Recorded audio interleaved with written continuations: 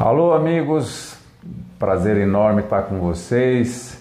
Hoje é um programa assim bem diferente de todos os outros que a gente fez. É o primeiro programa que a gente não está fazendo no nosso escritório. Estamos aqui numa escola muito importante, pioneira de lutheria aqui de São Paulo, com uma pessoa assim que é também referência como luthier muito importante de guitarra, de baixos elétricos, e por ter criado essa escola que já formou uma infinidade de luthiers. Quero apresentar para os que não conhecem o Márcio Benedetti. Benedetti, Oscar, obrigado por receber a gente. Imagina a satisfação imensa nossa, né? Quantos anos que você... Nossa, muito tempo faz que a um gente tempo, se conhece já, né? A escola a BH é do Benedetti e do Henry Rowe, então ficou Benedetti Rowe, e como eu disse, é uma escola assim que se tornou uma referência. Ela iniciou em 1998, né? E o Benedetti vai contar um pouco dessa história. Ela começou só com curso para guitarra e hoje tem um curso importantíssimo também de violões. Benedetti, conta um pouquinho pra gente assim da tua história, as pessoas com quem você foi, os seus ídolos luthiers antigos que eu também tive o prazer de conhecer. Sim. E como surgiu depois a ideia da escola. Então, a história toda começa mais ou menos aí em 81, que eu comecei a tocar violão. Eu não tinha nenhuma vontade de aprender. Tinha um violão sempre atrás do armário, na casa da minha mãe. Comecei a tocar violão por iniciativa do meu cunhado, naquela época. Daí conheci um grande amigo meu, o João. E o João, eu montei a primeira banda de Beatles, as Creedence. Então eu cantava, tocava, enfim. Mas eu sempre mexi nos meus instrumentos, né? E é uma história que eu já contei, inclusive, né? Que na minha época, nos anos 80, saíram uns fascículos traduzidos em português, numa edição americana, que chamava-se Toque. Então, toda semana saía um fascículo. Então, a gente ficava naquela empolgação, porque tinha muita coisa sobre guitarra, a vista explodida da guitarra, falava alguma coisa sobre regulagem e tal. Então, eu sempre fui de mexer nas coisas. Meu pai tinha uma pequena oficina em casa, que ele fazia as coisas dele de eletrônica, enfim. Então, sempre fuçávamos em alguma coisa. Mas até então, meu pai nunca foi músico, não tinha pessoas próximas a mim da família que eram músicos, né? Enfim, aí lixei meu violão, envernizei, arrumei um outro violão meu. Esse amigo meu que tocava comigo tinha um contrabaixo, tinha guitarra, mexia em alguma coisa. Aí foi, em 86 eu conheci a oficina do Eduardo Ladessa, finado Ladessa e do Tiguez. Dois luthiers importantíssimos, né? Em 86 comecei a trabalhar com eles, fui aprendendo alguma coisa, fazia pinturas, enfim, dava acabamento em instrumentos, né? Uma oficina bem pequena, aqui na Vila Mariana. 86, 87, 88, 89 eu montei a minha oficina na casa da minha mãe, aqui na mesma rua, mas num outro endereço, aqui num outro número. E comecei a trabalhar por incentivo do meu sócio, do Henry. Eu conheci o Henry lá no Eduladesse no Tiguez. Ele também trabalhou lá um período. E depois ele foi para o Japão. E eu me indicou clientes, né? Me ensinou bastante coisa, porque na época você não tinha quem te ensinava. Você tinha que ver, ninguém queria falar para você como as coisas eram feitas, né? Então você captava e fazia. Não tinha internet nessa época. Não tinha internet. Poder, né? Eu sou ruim de inglês demais, então pegar as literaturas eu não sabia traduzir, mas eu ia fazendo as coisas. Aprendi a fazer, né? E foi.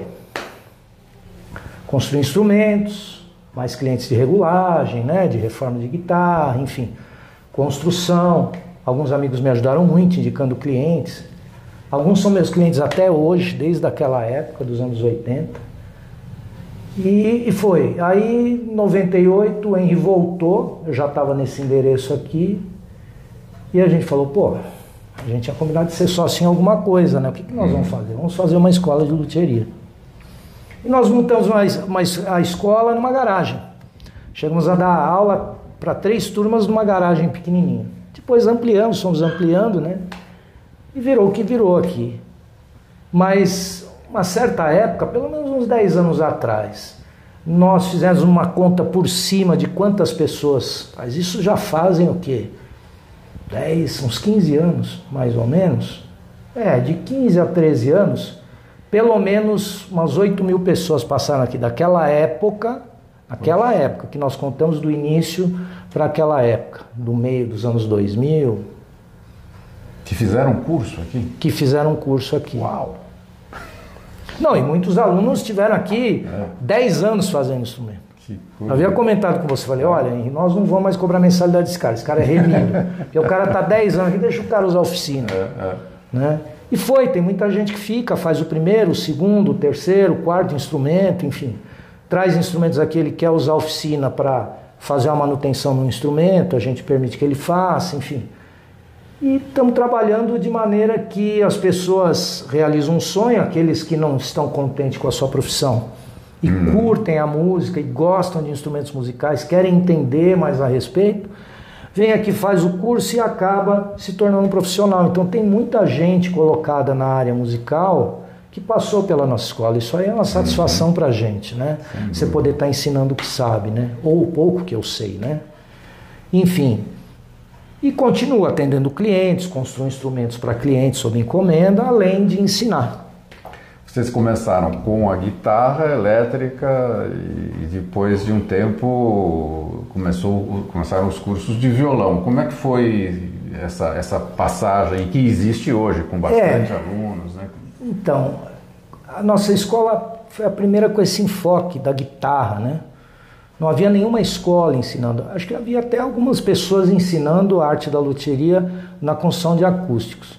Mas nós, por gostar de guitarra, de contrabaixo elétrico, iniciamos com um módulo onde você aprendia como funcionava o instrumento, né? Mecanicamente, as suas regulagens, né? Os diversos tipos de ponte, uma explanação sobre madeiras, né? Um curso básico. Mas que o aluno ele tinha a propensão de sair daqui com uma visão diferente daquele que tinha de instrumento. Não, por exemplo, o tirante ajustável não pode mexer porque é um mistério. Não, a gente desmistifica isso até hoje. Apesar de ser um curso básico, dá um pontapé inicial que nós na época não tínhamos, né? A gente não teve isso. A gente aprendeu na raça, vendo, enfim, alguma coisa de informação que um luthier ou outro nos passava. E foi esclarecendo o povo. Então é muito legal isso, porque o músico ele precisa saber o mínimo sobre o seu instrumento. Sem dúvida. Porque assim, o cara está num show, 2 horas da manhã, acontece alguma coisa, e o cara não tem um guitar tech do lado dele, porque não é toda banda que tem isso, né? Só as bandas grandes tem, né? Tem um guitar tech, tem o Rode que monta equipamento, né? Ou um guitar tech que faz tudo isso e pode mexer na guitarra numa emergência. Se ele não tem isso, como ele vai fazer?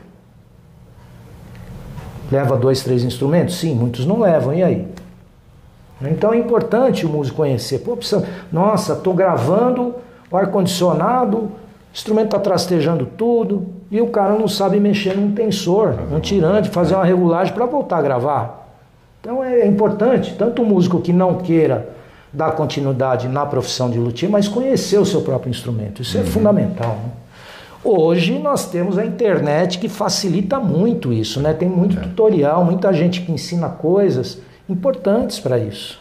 Nós esmiuçamos um pouco mais, mas é claro que o aluno que se forma aqui é um tempo pequeno, né? O nosso curso do primeiro módulo básico que fala essa explanação sobre a guitarra, que ensina a retífica de traste, fazer um capotraste, entender uma parte elétrica, aprender como solda os componentes, enfim, regulagens em geral. Ele tem 7 meses de duração, 1 vez por semana, a carga horária. Então, se ele não se dedicar a pegar outros instrumentos, porque o instrumento, por ser de madeira, é um organismo vivo, cada um vai ter um comportamento diferente. Muitas das vezes, nem todo instrumento é completamente estável, né? E é importante que ele entenda isso e na prática vá pegando outros instrumentos e vá tendo a sua prática na bancada, né? Essa é o grande lance, né, de você começar a trabalhar com instrumentos. Completo, assim, para a pessoa fazer toda essa parte inicial, aprender materiais, uma parte mais teórica e depois iniciar a parte prática, como é que ele funciona? É uma vez por semana? Qual é o período, o prazo para a pessoa concluir um curso? É um curso longo para ele ter uma formação bem completa, né? O nosso primeiro módulo, onde você aprende o aspecto das regulagens, parte elétrica da guitarra, tem uma duração de 7 meses. Então é uma mescla de aulas teóricas e aulas práticas, né? Algumas aulas que antevêm a aula prática, explicando como funciona, e na outra aula ele vai praticar aquilo que ele aprendeu. Quando ele termina o básico, se ele optar por construir a sua guitarra ou seu contrabaixo elétrico, que a gente chama de módulo intermediário, no intermediário você pode construir uma guitarra ou um contrabaixo elétrico, seja ele a guitarra 6 cordas, 7 cordas, ou um contrabaixo de 4 ou 5 cordas de braço parafusado, como são os Fender, né? Que geralmente dura um ano. Então o que acontece? A gente vai ensinar ele a construir um instrumento, né? Processamos as madeiras até um ponto e depois ele parte fazendo manualmente. Mas você não tem gabarito, não tem nada. Não, muita coisa a gente não tem. Por quê? Porque é para desenvolver a habilidade do camarada com ferramentas manuais. Muita gente não tem.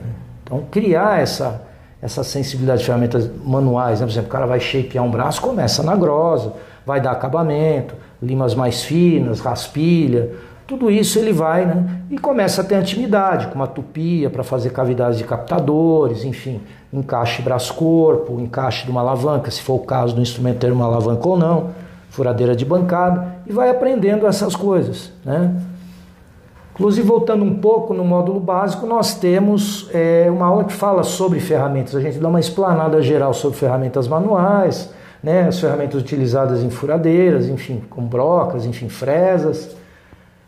E isso também ajuda o cara a entender quando a gente vai na prática lá e ele trabalhar com essas máquinas, né? Alguns têm mais habilidade, outros têm menos habilidade, né? Alguns têm medo, mas é o que eu falo sempre, tenha medo, mas faça, né? Eu vou tentar. Não, você já vai mudar essa palavra, você não vai tentar, você vai conseguir, né? Que eu acho que é o... E vão trabalhando. O módulo avançado, que a gente chama de construção, o aluno pode construir uma guitarra de braço colado, como uma Les Paul, ou uma Gibson SG, ou outro instrumento que ele queira de braço colado, ou uma construção de braço inteiriço, onde o braço é uma peça só e você tem as asas coladas, por exemplo, como um baixo Rickenbacker, né? Um 4003, o 4001. E tem muita gente que continua, faz o avançado, faz outro instrumento, faz um baixo, faz uma guitarra e fica aí um tempão construindo com a gente, porque curte, né? Alguns já vão montando a sua própria oficina, vem, pega dicas, faz uma construção, volta.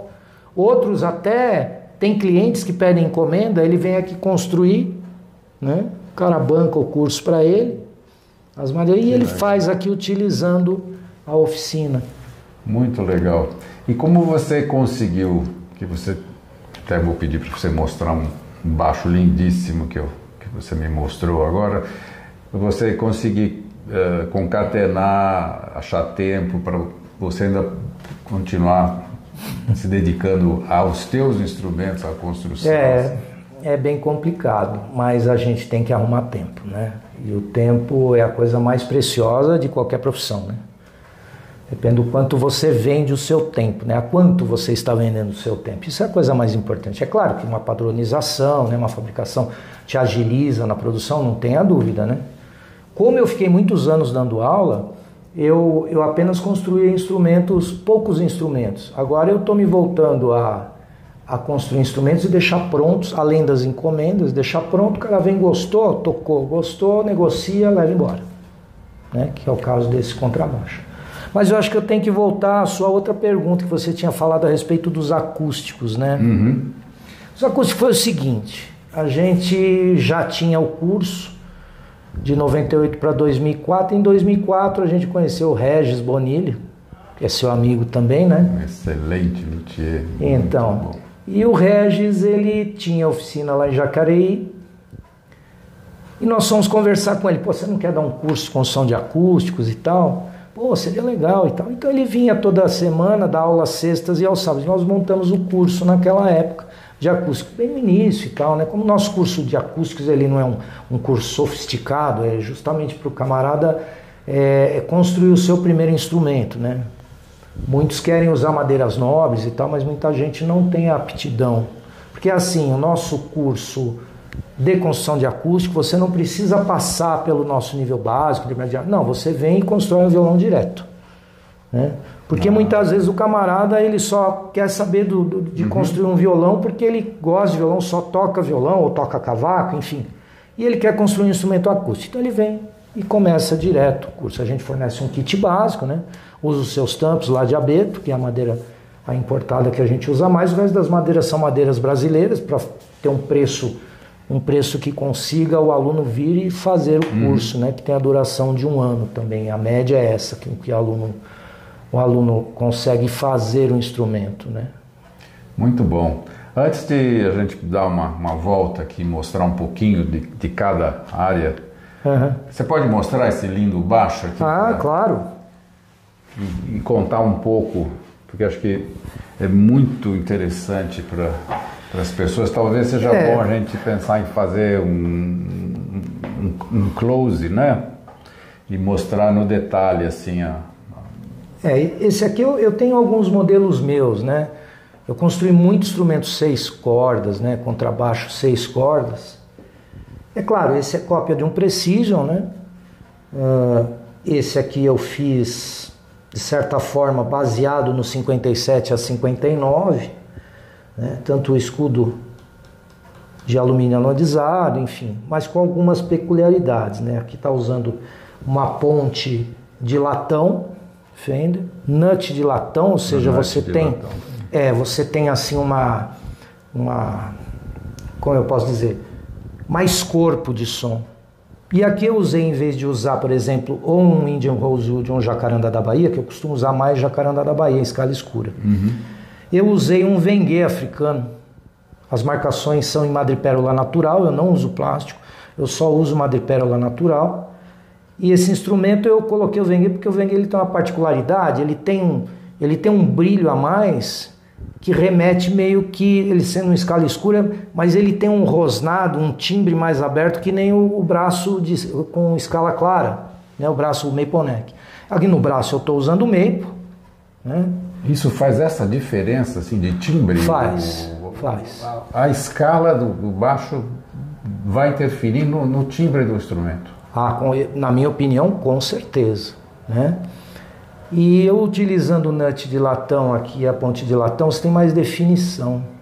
Porque quando você tem um bom projeto de captador, você tem menos essa coisa que o Precision ele tem muito isso, em alto volume, dependendo da captação que tem, como ele é feito, você não diferencia, por exemplo, um Fá sustenido de um Sol no alto volume. O cara toca é a mesma coisa, você ouve uma massa, embaralha tudo.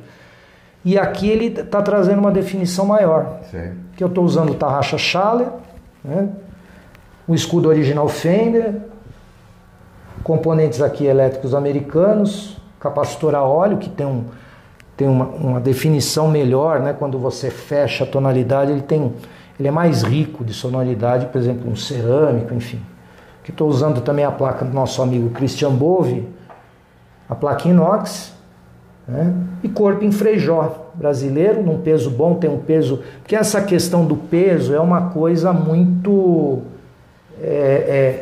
tem que ser bem pensado. Muitos músicos não aguentam. Tem um cliente meu, Marcelo Avelar, ele fala: bicho, eu tenho um Fender que tem um bruta som, cara, mas a minha coluna não aguenta mais. 5 horas com o instrumento não. Nossa. Então, enfim, ele tem um Tobias 5 cordas, que é feito com Swamp Ash, que é bem mais leve, né? Então aqui ele gira no peso, por exemplo, de um instrumento que fosse com Alder, né? Como um Fender com Alder. E a sonoridade do Frejó é fantástica. Fantástica. Fantástica.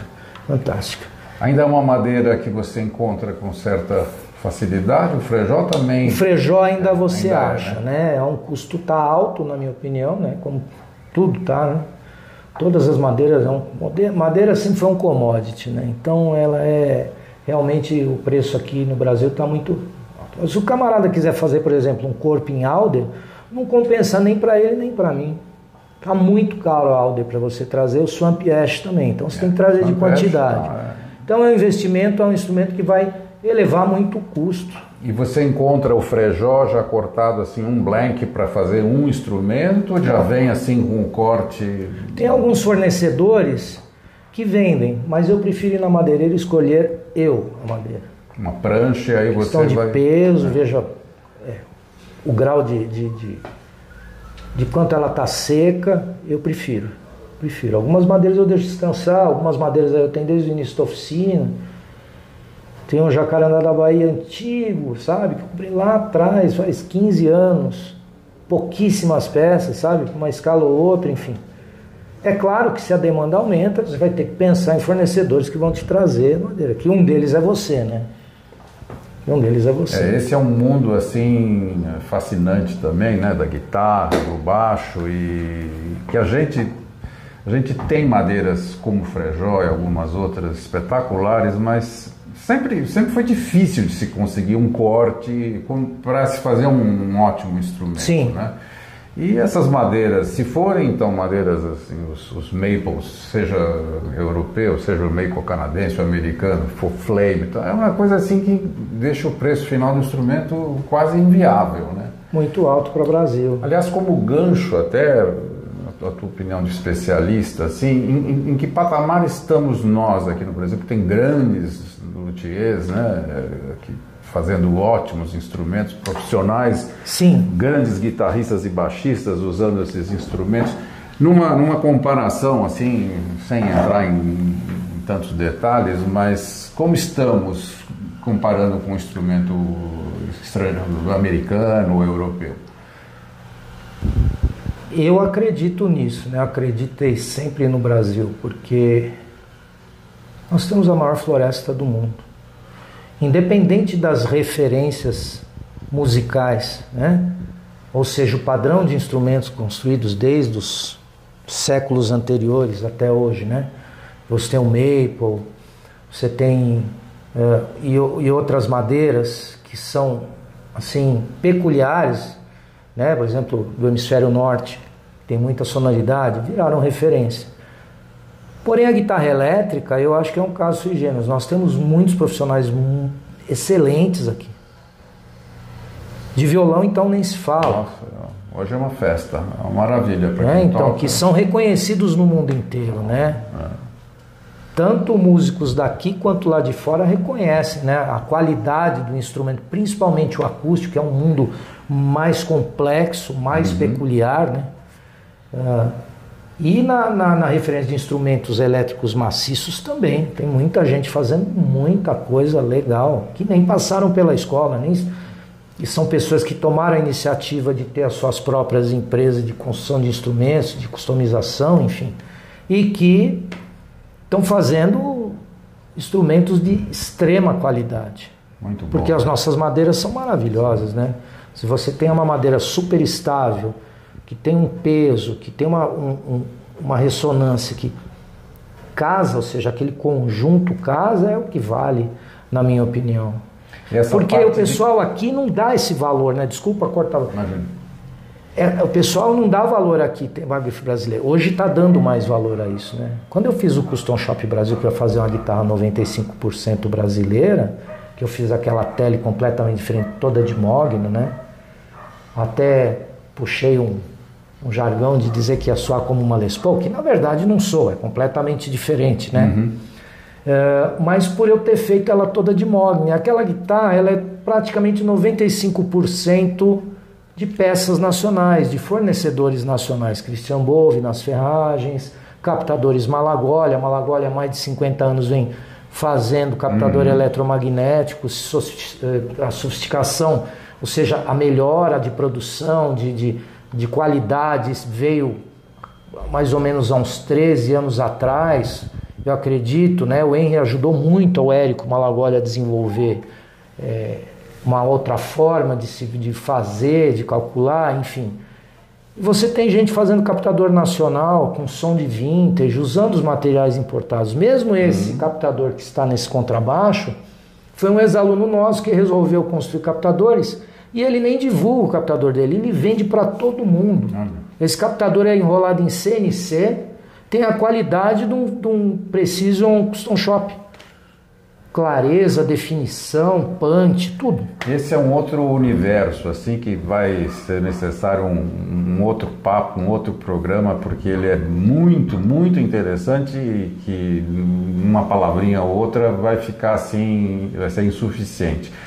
Ao final desse nosso bate-papo, desse programa, que agora daqui a pouquinho nós vamos dar uma volta para mostrar para vocês o espaço aqui do Benedetti, nós vamos colocar links. O Benedetti fez uma série da Custom Shop, a construção de uma guitarra, né, em todas as etapas. É um vídeo, são 10 capítulos, né? São 10 episódios, né? É muito legal, porque inclusive aí tem o pessoal também que fez captação, quer dizer, acho que para as pessoas que se interessam por esse mundo também da guitarra e do baixo, vai ser muito legal. A gente coloca para vocês assistirem.